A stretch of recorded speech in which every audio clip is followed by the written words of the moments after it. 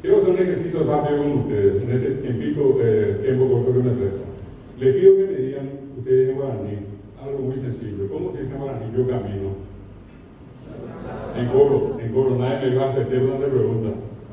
No tenés 5 minutos, vamos a deliberar y después te respondemos. Se aguanta. ¿Cómo se dice tú caminas? Perfecto. ¿Cómo se dice camina?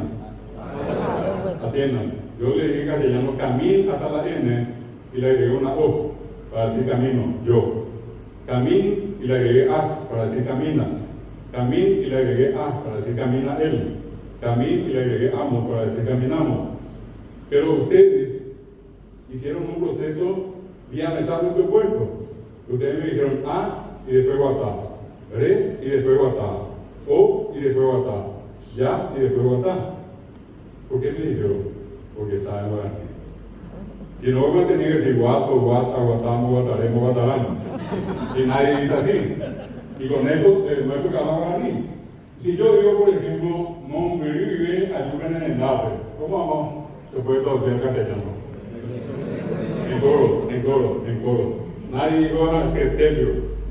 Monguiri vive ayudan en el Nape, le digo junto a ustedes. Si le pregunto ahora quién es Monguiri vive, entonces, ¿qué es?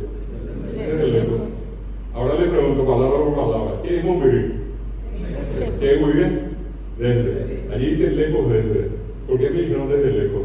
Porque saben castellano.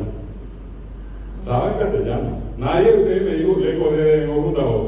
Lejos desde, bueno, vamos a hablar acá, lejos desde. Sino desde lejos.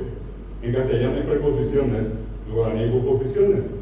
¿Cómo se dice en guaraní su ropa? La ropa de lo de ella. Se ahonda hoy, ¿cómo voy a decir? Illa. ¿Cómo se dice su cabeza? Iñaca. ¿Cómo se dice su ojo? ¿Se desandereza? Esa. ¿Cómo se dice? Se me sale mesa, su mesa. Y mesa. Con esos 4 nada más.